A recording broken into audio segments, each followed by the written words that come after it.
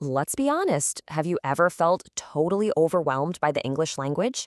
I mean, with over 1 million words, it can feel like you're trying to climb an impossible mountain. But what if there was a simpler way? What if there was a core set of words that could unlock pretty much everything? So, what if the key wasn't 1 million words or even 100,000? What if it was just this 850? Just 850 words. A core vocabulary designed to be a foundation for expressing almost any idea you can possibly imagine. And this list, these 850 words, they're the heart of a system called Basic English. Now, to really get how powerful this is, we're not going to try to look at the whole list at once. No way. We're going to zoom all the way in on just one seemingly simple word from it, ear. Okay, let's dive right in. We are putting this one word, ear, completely under the microscope. Let's see what it can teach us about the entire structure of language itself. So first up, the absolute core meaning. It's a noun, a thing, and it's countable, 1 ear, 2 ears. And its function is super specific and universal. It's what we use to hear. Simple, direct, and pretty much everyone gets it. This is our bedrock. All right, so we've got what it means. Now, let's talk about how it sounds, because even the simplest words have their own kind of unique music to them. Okay, listen for this. In a lot of UK accents, the word kind of ends in this soft glide, ear.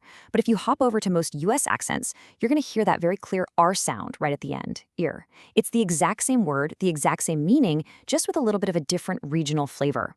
Kind of cool, right? And it's not just about the sound. There are rules, the basic mechanics of grammar. They might seem simple, but they're absolutely essential.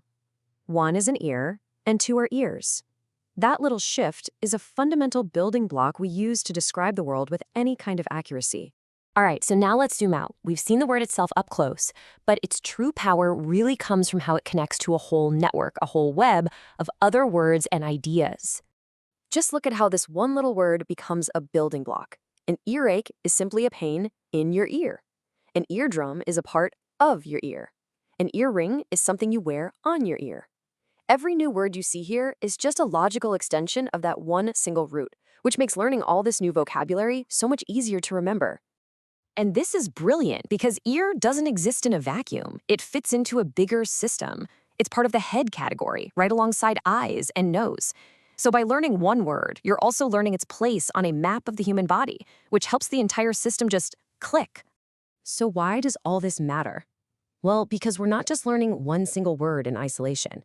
By understanding its definition, its sound, its grammar, and all its connections, we are unlocking an incredibly powerful tool for communication. So let's just recap for a second. We started with one word, ear. From that one tiny point, we explored its meaning, its sound, its grammar, all the vocabulary it connects to, and its place in a bigger category. That is the genius of Basic English.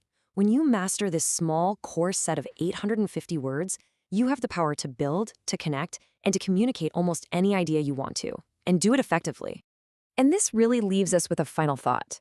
Real power in communication isn't about using big, complicated words.